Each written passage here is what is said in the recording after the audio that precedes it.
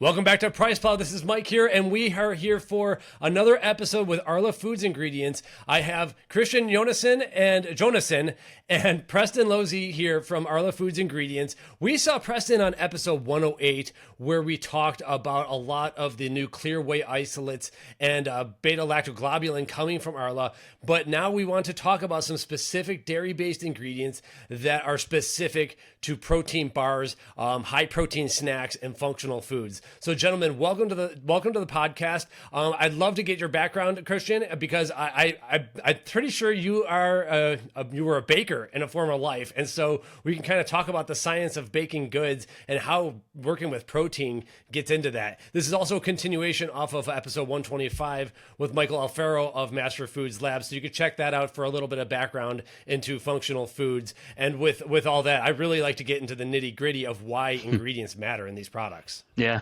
And it does. Thank you, Mike. As said, my name is Christian. I'm Senior Application Specialist at Arla Foods Ingredients, having my main focus on protein bars and all the work we do in that segment. As you're absolutely right, I'm actually educated as baker many years ago. Been working in the food industry as food technologist for many years in every part of bakery, cereal science. And now, yes, suddenly I ended up at Arla Foods Ingredients. What a luck. And today I'm in a role where I have a lot of work together with the sales team out directly at the customers that are producing protein bars. And of course, also with that, protein-enriched snacks, which are very often baked, of course. Okay, so, and Preston, would you like to quickly reintroduce yourself as well? Yeah, I am not an expert baker by any means. I just eat baked goods. No, my name is Preston. I'm the account manager for the North America team here for Arla Foods Ingredients. So mainly focusing on health and performance or sports nutrition, but really dabbling into a little bit of everything within our portfolio. Right, and Preston, it was this year at the Arnold 2024, because today's August 16th, 2024. So half a year ago, you gave me a brownie that was made with your ingredients. And yes. I still talk about it to this day. My mind was blown compared to some of the other stuff that we'd seen on the market. And so I keep bringing this brownie up, this mystical brownie from the Arnold. I know you have some different ingredients. Would you tell us a little bit about what that brownie was, if you remember it? And then I would like to talk about what the problems are and how your ingredients can potentially solve some of these problems. Yeah, I mean, I'll pass it over to Christian on this because they're the team behind the brownie concept samples. So yeah, Christian, you're the man behind it with the knowledge. Yeah. And that is actually a perfect example of how bakery and the protein bar world is actually have these great overlaps. Some of these very high protein baked goods, baked snacks, to some extent, if you look at the recipes, they are very often more looking like a protein bar that has been baked to some extent. So very often, not much of a flour is present, if any at all. And you can say when you are adding all these proteins that are very often very functional into baked goods, they also become very dry, very crumbly. The taste is often affected. And that is basically where we are using all our knowledge, all the efforts we put into learning more about protein functionality to make that working to a perfect extent in a baked good like a brownie. So consumers, they expect that these high protein products are a better alternative to their current brownie choice in this case. But they also expect that the texture, that they will notice the taste. All of it should remind them of a brownie as their reference brownie that they have in their head. Okay, so Preston, do you remember what? So you have a different array of ingredients that work with different types of protein snacks. Can we talk about why can't I just put a regular whey protein isolate or a regular whey protein concentrate into the bucket, mix it up with some syrups and stuff, and call it a day? What happens when we do that? I love that question, because what is happening in a brownie here is that we need very often to remove flour So our proteins have to mimic what flour would do in there. So that means we need some of our proteins to ensure that we have a good water binding capacity in the product. So that's also related to processing, dough handling, etc. We need something that gives a good resilient bite, not too much. We want to have a good texture, and that means that you need to find synergies between protein fractions to obtain that.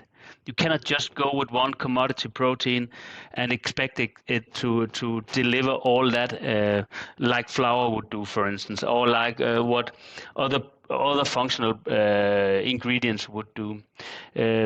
You can say we also know from the protein bar world that we have some proteins that would help maintaining the soft texture. And in a brownie like that, you also want to have, to some extent, a bit of an unbaked center, a bit gooey, chewy texture. And special products require specialty proteins. That is the short answer to that. And to add to that, Mike, I believe, so I gave you 2 samples, I want to say, back at the Arnold. I know you tried many brownies. So, and it shows the versatility of our ingredients. So one of them that we do in our application center with Christian and team uses the soft bar. And I feel like that gives more of the, I guess, decadent, not fully baked, moist, chocolatey brownie. And then the one you may be referring to was actually done at Master Foods Labs using ISO whey bar, which gave it more of the, I don't want to say dry because that's not the right terminology, but more of the like, because there's different types of brownies. You have the decadent, chocolatey, fudgy brownie, and then you have more of the cakey style. And I believe that was what you may be referring to from the Arnold by chance? Yeah, I think so. Okay. Can I ask, so talking about protein bars, first off, Christian, you said this isn't actually baking. We use the word baking. You said this isn't baking. So I would like to know your definition of baking and why things are different. But I think an important question for that might be, you said we have to remove flour. For normal consumers who just go to the store and buy a protein good, but also might bake at home, could you explain to us, why are we removing flour? Are we removing flour to make room for the protein, or is there a reason that the flour itself is being removed? We are removing the flour to create some space in the recipe for the proteins. In the ideal world, we would have a protein that would just work as an on-top ingredient on existing recipes. That is not the case. So flour is a functional protein, and so are the proteins we are adding to enrich it, to enrich that product. So we basically need to have the perfect balance and ratio between dry and liquid in a recipe, like in any recipe you would work with at home. So and the easiest part on that is to try to remove the biggest present ingredient in many baked goods, and that would be flour. Got it. So what makes this, when you didn't like the word baking, what makes this different from baking? What's that definition to you? Because of course, in the protein brownie, that's a baked good, but in the bar, as we know them, the soft bars, it's pure cold processing. So it is a blending of a lot of proteins, of course. The majority of the dry matter content in a protein bar, to smaller extent, often cocoa powder, could be some fibers too, but the majority would, of course, be proteins in a protein bar. And then the rest of it is liquid ingredients. And those combined together in the perfect ratio makes a good protein bar. So it's cold processing, both when it comes to mixing and the final production on a big extruder line or slab line or whatever you would do. So one of them wouldn't require a baking step. Awesome. Yeah. Okay, so there's obviously different types of like high protein snacks and everything. How do you see, and this might be a Preston question, when we have a brand and then maybe they're growing young brand who's kind of they don't have any functional foods and it's time to enter this arena. They're, I guess, right off the bat, they say, okay, we need a protein snack. We need to do something new and different.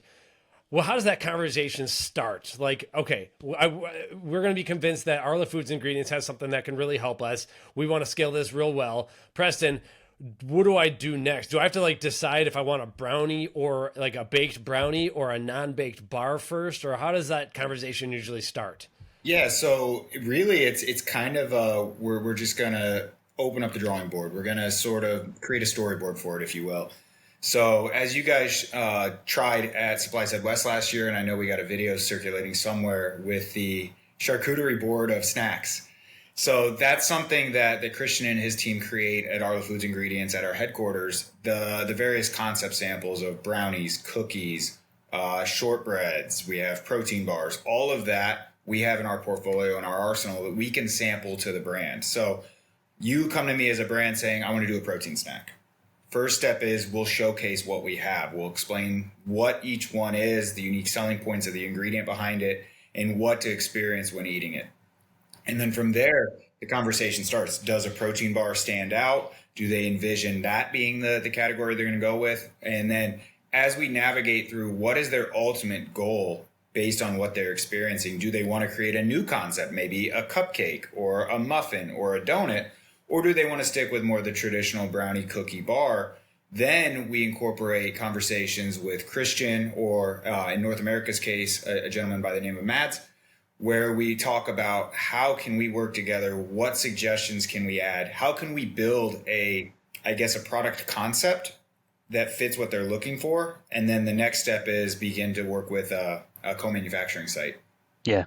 And to that, exactly, Preston, you mentioned, you used the word navigate, because that's actually what we're doing here. Because very often we must remember that a lot of these brands, they won't be able to do the cookie themselves or the protein bars themselves. They need a co-man for that part.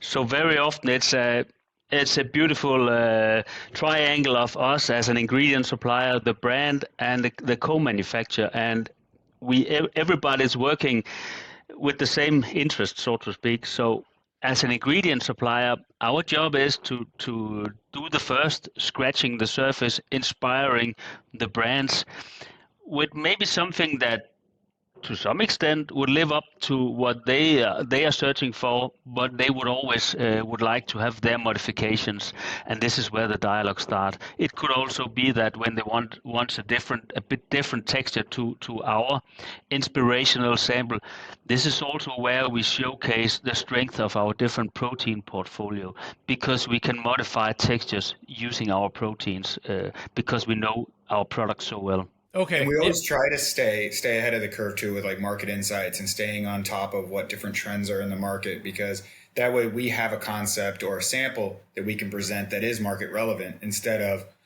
going with a protein bar that's from the early 2000s that's non-existent anymore. We want to stay up to date with what are people wanting. And that's where the brownie came about, because that's a category that right now is, I would say, trending. A lot of functional snacks are going to incorporate some sort of protein into a brownie. Okay, so with the advent of these brownies, it seems like we started moving more into the baking sphere, right? Was there stuff that was being baked as often before the brownies came up? There were baked bars before. If you guys remember, Bakery Barn was a pretty large category for the space. There were some controversies over those recipes kind of getting spread around, and that idea became kind of all over instead of just kind of one brand having them. But otherwise, most of it's pretty cold processed, right, Christian? Yeah, that's true. That's true. One of my favorite parts of this has been, so I went to school for dietetics, and so I had a lot of food science credits, and I learned a lot about cooking and baking and like how these foods are created. And there's a pretty scientific process to it, and people have had to kind of learn a little bit about like what is it really that they're making. Like the brownies that we currently see are kind of traditional fluffy brownies, but there's also been ones that are like a little bit closer to like cosmic brownies, which were more of like a flourless cake kind of, that were thicker and smaller.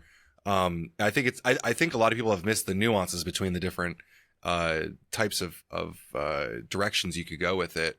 Have you guys, I don't know how to ask this question, but have you guys had like, those more specifics with snacks where you've wanted to go certain directions with them for a certain experience, or are you guys mostly interested in getting the most amount of protein? Like, what are the hurdles that you guys try to get over with the foods? First of all, I would say that we need to listen carefully to what our customers is telling us, because we are not the ones to tell them what is the right consistency or texture of a brownie or a cookie. They need to tell us. We can have our own ideas about how it should be, but a brownie is so far as I know not a protected title for a product. So no matter if it's closer to being a homemade chocolate cake, if a brand would see this as a brownie, we just need to ensure that they have the right protein for the right application. I mean, and that's what our job is about. It's about matching the right protein for the right application. That makes sense. I think that a lot of people have been just kind of hopping on the bandwagon, but with Arla, there's like an opportunity to make a very like specific curated experience. Definitely. And then you can say, no matter whether it's a baked snack or a protein bar, there's of course a lot of other ingredients going into that matrix as well. And especially when it comes to protein bars, it is a really a big blurry mess of ingredients going in there for a lot of different reasons. So that means that in Arla Foods Ingredients, we actually spend more time investigating and gaining knowledge on all the other functional ingredients that would go into a bar compared to our own solutions. So because we know that they are functional. Anything you would add into a protein bar is functional, which can be good or bad, or at least it could probably be optimized a lot if you didn't have to take a lot of things into account, like price, of course, of the ingredients, tolerance towards different ingredients. So it very often ends up as a big mess of ingredients. Could you talk a little bit about like the different ingredients, like what ingredients have what effect that you have to like neutralize or work against? Yeah, you can say that the ingredients going into a protein bar is, as said, it has to take a lot of things into account. Functional things like ensuring a good stable water activity throughout shelf life is one thing. Another thing is the sweetness level, of course. But in general, you don't like to have sugar in your protein bar. One thing is what the consumers want, but another thing is from our chair is that real sugar or simple sugars like glucose is extremely bad from a functional perspective. And that means that we end up using a lot of polyols. Could be IMOs also. It could be the soluble fibers like oligofructose, etc. And you can find a lot of different opinions out there from marketeers, from health specialist influencers, etc., that has their own opinion about maltitol, about glycerol, about sorbitol.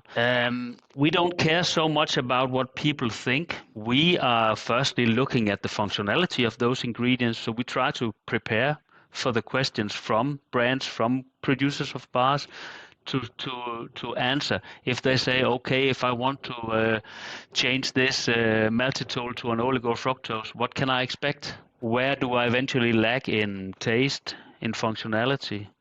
And then ensure that we try to take the best choices from a functional perspective under the given circumstances. If you shouldn't take tolerance into account, go ahead, fill your bars up with maltitol, because it is a fantastic ingredient. It's an inert material. It won't disturb a lot of things throughout the shelf life, but that's not the case anymore. So you can say, yeah. I was just going to say, when you're making a protein bar, it sounds like it almost becomes an equation, right? You go over the dries, you make sure that the protein can match those other dry ingredients, and then you start to get into the liquids and the sweetener. Does it kind of become like formulaic to you in some ways, like an equation where you do this, and then kind of like sweeten it up at the end? Yeah, if it's I would say the sweetness level or lack of sweetness is a part of like with the flavor work. It's the last part. So nerds like myself, we actually often prefer to work with protein bar development work without any flavoring in. So tasting the completely naked neutral bar, because taste is of course an important thing. And again, we can link that back to the tailored solutions we have for protein bars. One thing is that when we develop them, we have of course the functionality, the texture so high on the agenda, next to quality of course. But under that is also the taste. If we are creating some protein solution for bars that comes up with a really bad off taste, It is a tough work to try to mask that. It's better to start from a more neutral, milky taste. And that also means that if you go to these trade shows and meet Preston and you taste our protein bar samples, none of them would contain a masking agent. We simply don't use that.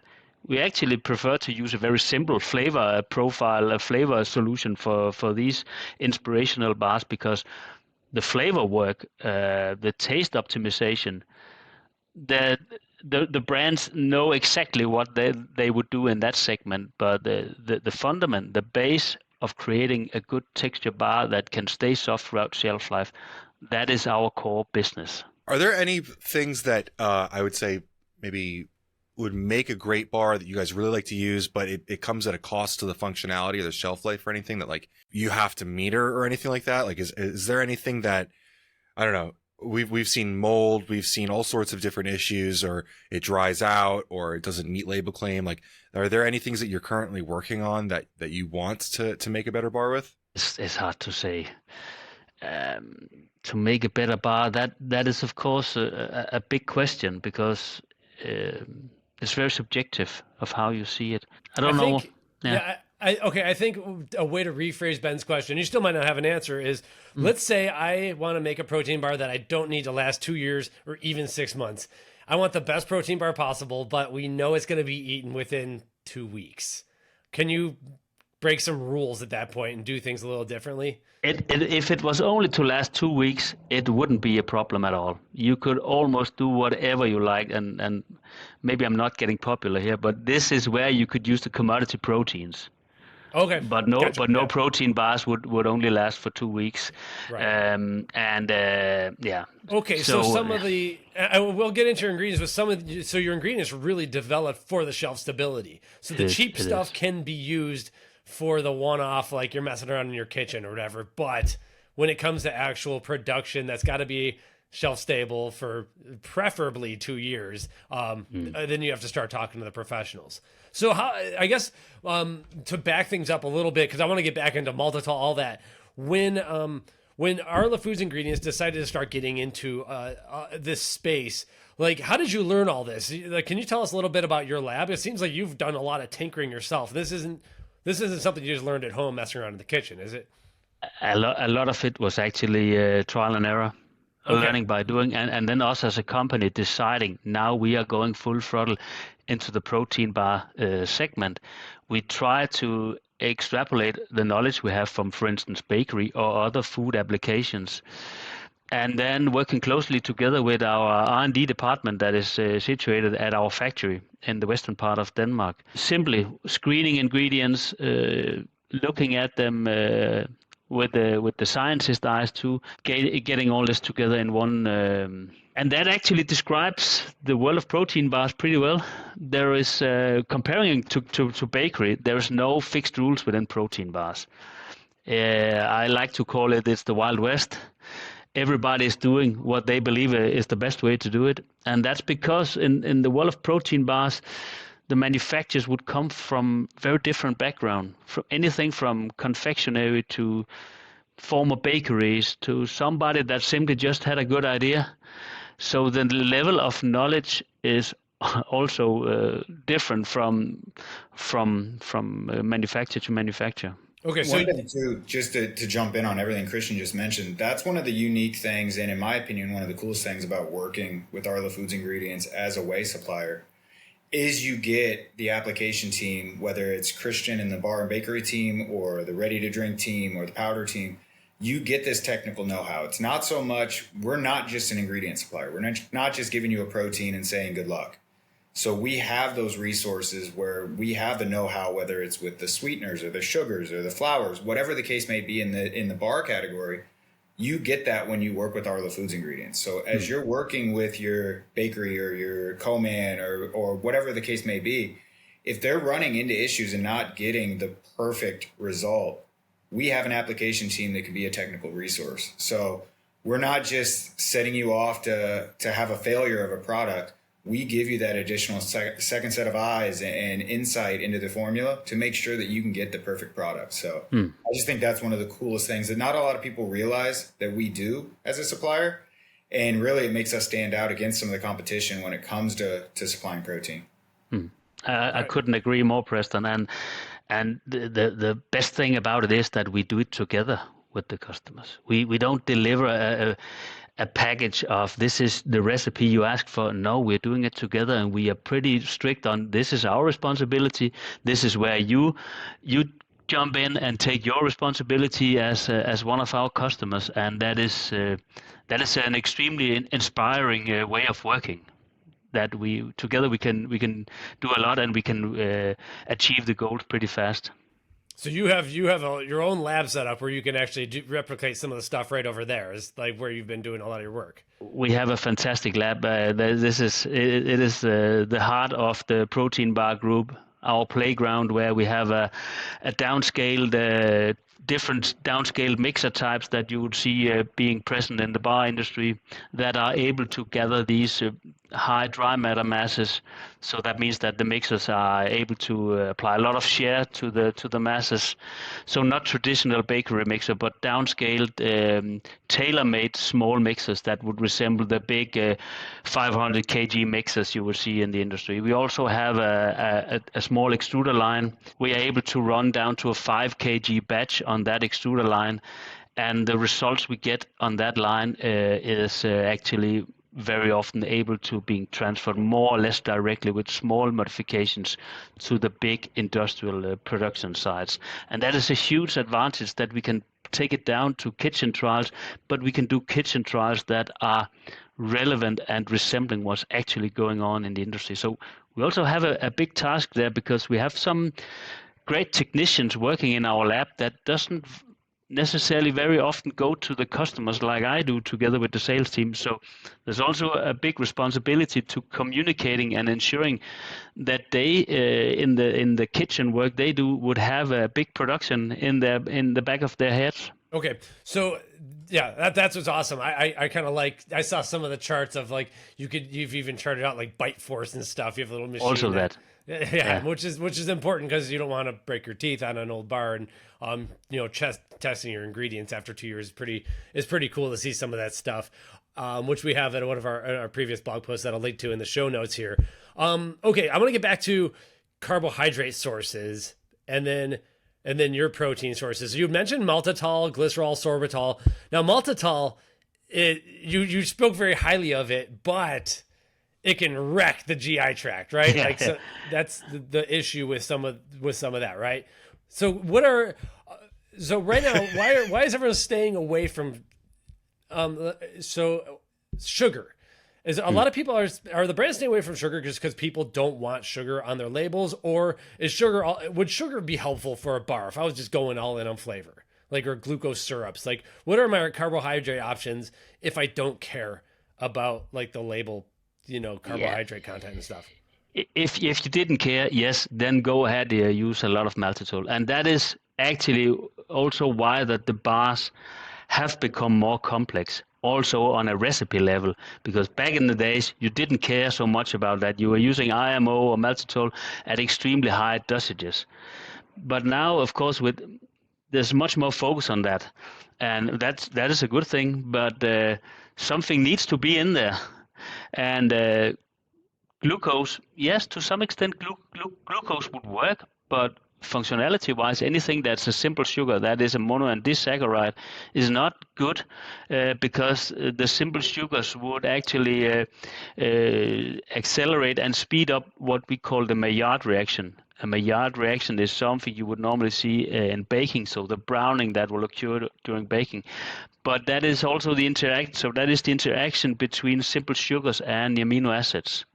That is something that is going on in every protein bar. And the Maillard reaction is directly linked as one of the mechanisms that results in the protein bars when they turn out hard over time. So from the functional perspective, glucose is not really good. It's a simple sugar.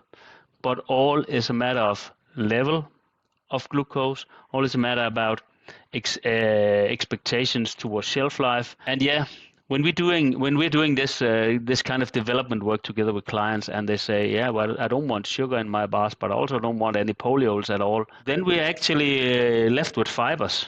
And can you just use all the fibers that you want but because that could also give some some stomach problems just using soluble fibers, and so that's why you often end up with a big mess of not a mess, but a big mix of ingredients, because suddenly you also need to take cost into account too. And if you were considering to have your simple bar with glucose, and now you want to substitute with an oligofructose, and when you then see that okay, it's 4, 5, sometimes even 6 times more expensive than a glucose, then you might end up rethinking, okay, would I really go in that direction, or what are the cheaper alternatives? And the complex carbohydrates, they are not cheap. It's like with good functionality on proteins, they are not cheap. So this is the point where you should be really sharp on, okay, I want to create a product that stands out, and where we are trying to ensure that people would buy it again and buy it one more than one time. Okay, let's say the cost was not a concern. Then we're not going to use glucose because of the Maillard reaction. I'm going to take maltitol out because of too much GI tract. What is this could be a personal favorite kind of question. What is your personal take on, if cost is not an issue, which carbohydrate source would you use as a binder? Would it be like glycerol or IMO syrup? What works best? IMO is actually an okay ingredient together with oligofructose or phos fibers. So go to the limit with oligofructose. That's a good thing. Resistant maltodextrins could also be something to look at.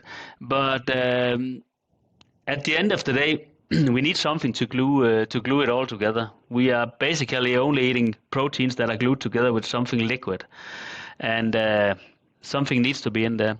Oligofructose is a good ingredient to use, but again, oligofructose is not just oligofructose. Like polydextrose are not polydextrose, depending on which company that's coming from, and so I can guarantee that we spend a lot of time looking at the spec sheets too, because there's a lot of things to get out of that if you're really critical, and you need to be critical, because remember that all these liquid carbohydrates, they come with some moisture to the bars, which is good, but we also need to ensure that we won't have any microbiological spoilage.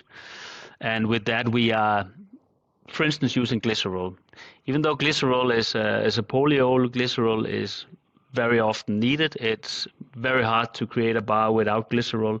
And if you do, you need another humectant to help establishing a water activity that is in a good place. And to be honest, the only thing that can help as a humectant is just another fiber, like a polydextrose. That could be an option. But again, if you are on the limit of how much soluble fibers you would add into the bar, then so yeah. So for the meatheads at home, everyone was wondering, yes, how much glycerol are we talking here? Like, could we get any sort of like dosage for guys to take pre-workout brownies? I would say protein bars, a few years back, it was not unusual that you saw 20% of the bar matrix being glycerol, and that's a lot. The bar matrix isn't like the whole formula? Yeah, now, that's of course an important thing. When we are talking about the bar matrix or bar recipe, very often we refer to the bar mass only. So we're not taking any inclusions, any caramel, any chocolate enrobing into account. We're talking about the core bar mass. And out of that, it was not unusual that you saw 20% of it being glycerol. It's a decent amount of glycerol. And it's 100% polyols, yeah.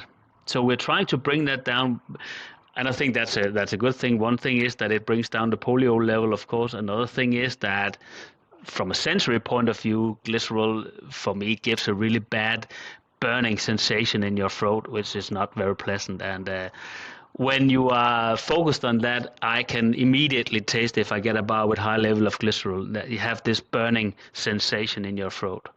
And you can say it's a never-ending story, because glycerol is coming with a syrup-like consistency, and these fibers, maltitols, resistant maltodextrins, glycerol, since they are all in this syrup consistency, very often they are compared 1-to-1. But a glycerol is 99.5% dry matter. So if you are about to bring down your glycerol level from 20 to 10%, and then you suddenly are substituting that with a polydextrose that comes in a 70% solution. So without noticing it, suddenly you are bringing more water into the system, which could be a potential risk for microbiological spoilage. So there are so many things to take into account. Interesting. Okay. So you've been mentioning, I'm sorry that I'm not understanding what word you're talking about, like polio level or something that starts with a P. What word was that? Polio level is the sugar alcohols. Oh, okay. Yeah. And okay, so I think where Ben's going with this, and Ben and I are just both thinking the same thing, is a lot of times in the sports nutrition supplements, glycerol is used as a hyperhydration agent that helps pull water into cells and everything. And if you take enough glycerol with enough water and then go and work out, you're going to get like this like swole kind of cellular volumization pump. And so while you are saying that, yes, glycerol does not necessarily taste the best at high doses, if you have a 50-gram bar that's 20% glycerol, we're getting 10 grams of glycerol, right? So yeah. So that's like that, we're getting, maybe you want to get a little bit higher, but we're getting into areas where we could actually make a functional pump brownie or pump bar that is high in glycerol, and then you load it up with some other carbohydrates, maybe one pump ingredient, and now you have a pre-workout pump bar. and then it's very individual from person to person how much sugar alcohol they can consume. Mm-hmm. At least in Europe, it's only guidelines, it's recommendations. I'm not so sure about the US, but since it's recommendations, maybe also some of it are pretty old. And when those recommendations were made, you were probably still using a full sugar chocolate on your bars. Nowadays, since it's fine. We don't like the simple sugars in the bar mass because functional wise we spoke about it's bad. But in the past you were using a full blown sugar chocolate on your bars. But since you also from marketing you want to state no added sugar, you also need to use a chocolate with, for instance, maltitol powder instead of sugar as a bulking agent. So then suddenly that adds up a lot of sugar alcohols, polyols, can call them anything. Yeah. Okay, gotcha. So at this point, I would love for you to kind of walk us through, and this might be Preston, it could help as well, the actual Arla Foods Ingredients products, because I know we've mentioned maltitol a couple of times, like great ingredient except for not great in a lot of people's guts and stuff. I know you have a couple things that can replace maltitol to keep the texture, but then also I would like to know all about your different proteins and for different applications that you'd have, and then I have like kind of a follow-up question beyond that. So can we kind of walk through each of your products? Yeah. How do you want to do it? Do you just want me to like list them off and then Christian go into the specifics, or should Christian just go by ingredient, what the benefits are? What are you thinking? I'm asking you, I guess, as the sales guy, like give me the pitch. Okay. So yeah, and in sports nutrition, obviously a lot of times you go for high protein. Whey isolates is probably going to be one, but then a lot of people just want to go for flavor and taste and softness and texture and brownie and stuff too. So you can hit so obviously in our portfolio, if you wanted to go the cheap and just basic, we do have all the commodities: whey protein concentrate, whey protein isolate. But that's not the purpose of this call. The purpose of this call is the differentiating factors on our ingredients. So within our portfolio, the conversations where it's like, what are you looking to produce would come down to us suggesting soft bar, iso whey bar, easy bar, and then we have a couple hydrolyzed options: Texture Pro, Hydro Power Pro, and I believe those are the main ones for the protein bar segment.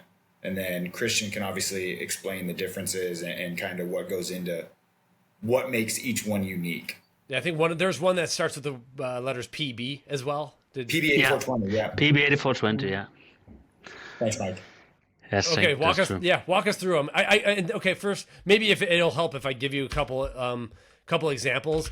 But like one question I wanted to ask earlier is like, let's say I come to you, Master Foods Lab, and I say, I just want the lowest friction protein bar. Like just like easiest thing that's not going to cause me headaches. I'm not trying to reinvent the wheel, or like, I'm not trying to like create anything new. I just want something that I just can trust and is going to work. And maybe you have a recipe or like whatever, like what's the lowest friction? PB8420, definitely. It is a fantastic, versatile ingredient. It can go into. It is developed for protein bars, but it actually also very often works great into baked goods with a more crisp texture. Could be like a biscuit, for instance. So that is just another thing we can add to all this related to bars and snack. We need also to take processability in mind. We need to look at which kind of equipment are present if it's a bar manufacturer. How are their production setup built? Do they have a large cooling tunnel to cool down the product after extrusion, or the slab? The slab is the point where we sheet out the bar mass as a big carpet.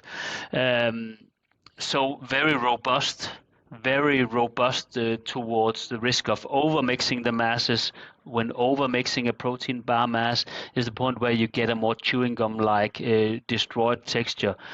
And that will result in what we call, from a technical point of view, we call it cold flow. You would see bars losing the shape on the production line, so they will have round shoulders, flat foot, instead of having sharp edges. The PB8420 is a fantastic starting point to as an entry product to Arla Foods Ingredients product, definitely. It would also go pretty well hand in hand with other proteins if that is something that is desired from the customer. But it's so easy to work with, definitely, and that's why it's also still very popular. If I'm not mistaken, Christian, too, don't we refer to PB8420 as a plug and play? So it can be interchangeable. Say you have a protein bar formula right now that uses product X, whatever, and you wanted to optimize it, PB8420 would be a great one to sort of transition in and see how it performs. Yeah, definitely. It's a good one-to-one replacement of all proteins going into your current recipe. And you can say, of course, we like to go travel, visit customers, be part of that, but that is not the first natural step to just step into the production. So and I think, first of all, I also think it's good that any manufacturer of bars, you can say, would have their own experience about and learn our products a bit better, to know how they are performing. And the PB8420 is something that, when trying that one out, we are really waiting for the feedback that it was working to a perfect extent. No, I want it to be even more soft. I want it to be even more chewy. And from there, it's much more easier to navigate for us and say, okay, then we have two other options we think you should try. And we very often end up giving more than one suggestion, because again, back to, it's not up for us to defining when do you meet the requirements for what you think is the perfect protein bar for you. We just try to recommend and to give the different options without saying what is good or bad or worse or better. Gotcha. Okay. Any other options you wanna roll us through? Like, let's say on the extreme far end, where I have a demographic who just wants as much protein as they potentially can get. Like, and so, okay, in the protein powder space, we go for whey protein isolates, or even further with like your BLG 100, or with like your clear shakes and everything. In the bar world, if I want as much protein per gram of stuff total, what do you do? There's two options here. One thing is the Lacprodan soft bar. It is our most efficient, our most functional full solution for bars, definitely. It is the product where you would be able to push the limits of the dry matter content, and which is very often needed when you are aiming for the high dosages of protein. Then you sometimes end up, it's necessary to squeeze the dry matter content a bit. That is something soft bar can do.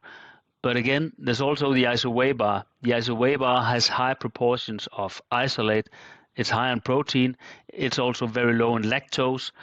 But a bar with high proportions of whey protein isolate would always give a bit more chewy texture. Whether that is okay or not, and again back to our customer, the bar manufacturers to decide would that be okay, which one of the two solutions would work best possible. And then you can say if it's out into the extreme, or if you want to modify texture even more, this is where we, together with the solutions, can add hydrolyzed whey proteins next to our solution to really boost the protein content. Okay, so is this like the universal thing? Whey protein isolate increases chew? I almost thought it'd be drier or something like that. Oh, so it becomes a bit more chewy. Okay, gotcha. So kind of a delicate balancing act of them. So soft bar, easy bar, iso whey bar, PB 8420, and then you had mentioned something about hydrolysis, and I remember like whey protein hydrolysis being important somewhere in this context, but I forget. That's all I know. So what do they do? Hydrolysates are very, very important. You can say compared to other sports supplements, you very, very often would see hydrolysate as something that is fast absorbed into the bloodstream. They are pre-digested proteins, so small peptides. But in the protein bar, they have a different functionality. We don't focus so much about the protein absorption into the bloodstream. We focus more about the functionality. And hydrolyzed proteins are very good at maintaining the softness over time. Of course, there's a lot of technology behind this, but it's about proteins are easily dissolving into this matrix where we have so limited levels of water present. And if a protein is easily dissolving, it is, from our perspective, working pretty well. Got it. Yeah. Okay. And so one thing we haven't talked about at all, and I don't think you sell this or anything, but it's obviously a big part of this sphere, is collagen. So what is, I'm not even sure what the question is, but can you just explain to us why collagen is beginning to appear in more protein bars, what your like take is on it, and how we can most effectively use it? And if some people maybe want to replace it, like I'm not sure. So what is the take on, what's the spin on collagen? Yeah. Now I have to to think a bit how I phrase it. Personally, and from the technologist point of view, collagen is working extremely well. Mm-hmm. It's very effective, but then there's a lot of different opinions about the protein quality of collagen, whether it's a complete protein or not. So we're talking about the essential amino acids, for instance. But that is not so much something that we focus on in the application group. We focus more on the functionality. I truly believe that if you want to go with a protein bar without collagen, we can do it with our solution. If you want to keep collagen in, that could also be for skin health, skin beauty. Fine. Then we just know which of our solution that would work the best together with collagen. Very often, you can see we see more and more we see a wish for bar manufacturers to replace collagen, and I can reveal that it's not an easy task, but it's possible to do it, and we need to be transparent and honest with the manufacturers here to say, okay, this would require maybe a reformulation of your bar. There is it's much harder to have this one-to-one replacement with whey protein hydrolysates to collagen. They look completely different on a molecular level. So, but it's definitely possible. Yeah, I'm pretty on this channel and on all of our platforms. We've always made it very clear that collagen is very useful, but if you want like the muscle building, high leucine protein, like whey protein, dairy-based proteins are going to be your champion, specifically the whey. But collagen obviously does have its use, and we see it appearing in some of these bars and everything. So it kind of depends on what you're going to do. But the hair, skin, nails, and all that stuff. Collagen is definitely supportive joints as well. So And you can say we as an ingredient supplier of our great solutions, we just need to communicate the solutions we have for protein bars has been developed to be the only protein source. That's the first take to it. If you then want to add collagen next to that, or it could also be something that is absolutely not functional, could be like a soy protein concentrate, adding that together with our proteins, very often that could be a cost optimization exercise. We just need to ensure that our customers, they know that the solutions were made to be the only protein bar source. What we do from there and how we do the combination, then it's just up to us to find the best solution with that in mind. And it works. Definitely it works. excellent. I think I'm fresh out of questions. Ben, I don't know if you have anything else that you want to I've learned ask so or much. add. Yeah. No, this has been really helpful, and I like that we got down to the basics of it. A lot of the times when talking with ingredient providers, it becomes like a very like solution-based discussion, but we really got to like the base of like what is a baked good and how are these used in it. So that was really helpful for me to understand. Yeah, Preston, do you have anything else you want to throw into the arena? Yeah, just reiterating that if you have an idea on trying to make that next great snack, protein bar, or whatever option, let's connect. Let's talk about it. What do you want to do? What do you want to achieve? What type of format? And whether it's a co-manufacturing site or a brand itself or a startup brand, we would love to work with you and just help you piece together your perfect entrance into the category. And Supply Side West, what's the game plan? We're gonna obviously be visiting you. If people want to come visit, I assume you're gonna have some goodies, right? Yeah, we're of course going to showcase some new entrances. One of them is going to be a new concept for a protein bar. I'm not sure if we can expand on that. So Christian, I'll let you, if you can. If you can't, that's fine. But we will have it at our booth. Yeah, we will. And it will for us be something new. So not the traditional soft core bars. It's still soft, but it's actually standing in the middle of two different segments of bars you could see present in the market. Cool. That was the best I could say as a cliffhanger. Awesome! I can't wait to try it. So let's say this bar is just great, and we're just ready to just. We have a brand, and they just want to let's just make this bar itself. Are you willing to give that recipe away, or one for one? That's the way we work. All the bars we do in our lab. So for all trade shows, we do our own bars in-house on our small extruder line. And that is to it's easier for us to show an example of how our solutions could be used. And that goes for any application we're working with. So instead of showing and bringing white powder to the customers, or bringing white powder to Supply Side West, we bring those samples, and with that we are delivering the recipe. Awesome. That is the way we I know that a lot of our competitors or colleagues in this business, they don't do it the same way as we do. This is how we have decided to approach it, and I think it pays off because it's much easier for us to start a discussion with a recipe on the table, a product on the table, and from there we can start to talk about modifications that goes in one direction or the other. Awesome. And I'm happy about that. Yeah, as much as we love what was that? I was going to say, with that, you have the recipe. So, I mean, in reality, you could copy and paste that and launch a product. But so could everybody else that also has access to that recipe. But right. Well, it becomes a game of marketing at some point, too. Right. So if you have a recipe and everyone just loves this new concept or whatever, maybe a small tweak or whatever. But that's cool. You're kind of open sourcing that recipe. And then, it comes down to distribution, marketing, and all that. And it serves as a great starting block on a formula. So you take it, you fine tune it with flavors and different things to make it your own.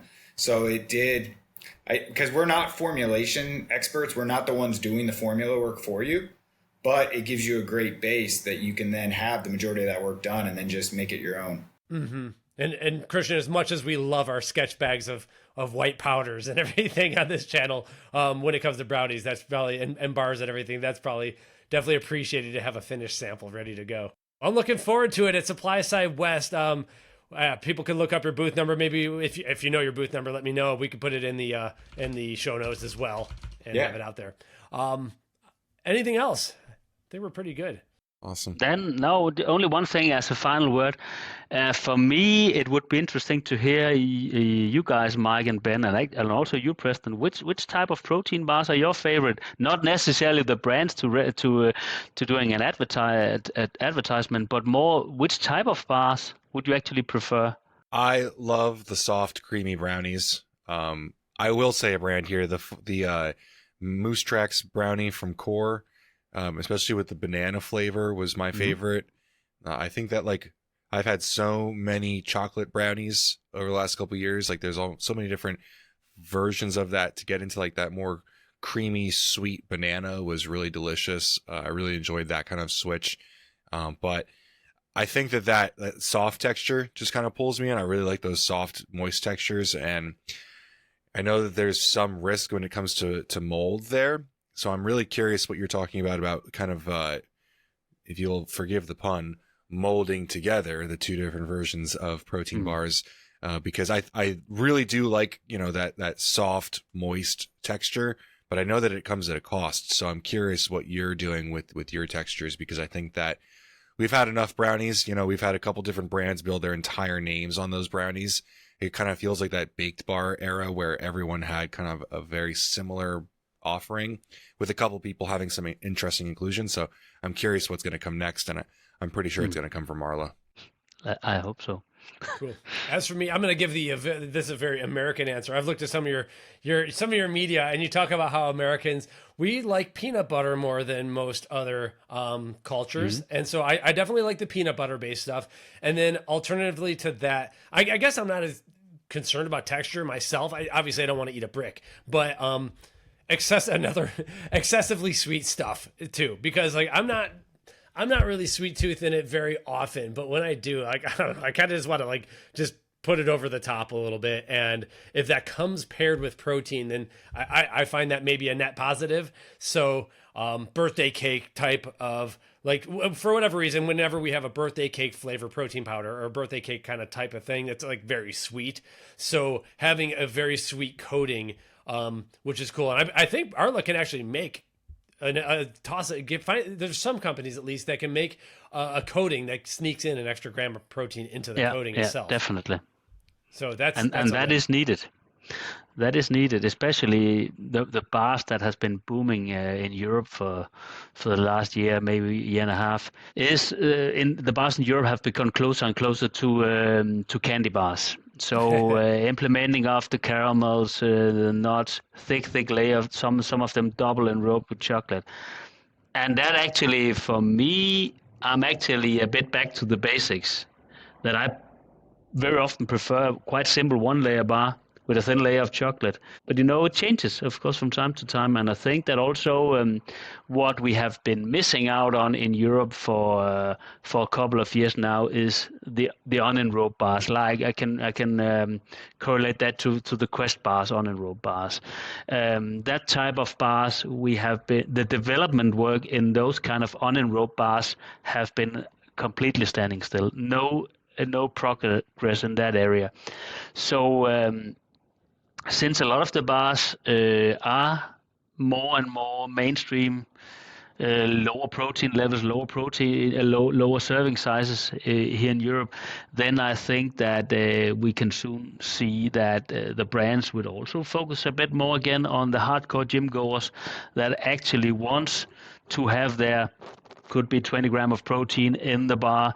They don't want a lot of fat from the coating that surrounds the bar, and so yeah. And actually, those bars they are pretty good as well. You know what you get, you see what you get. If you also are looking a bit on the calorie side too.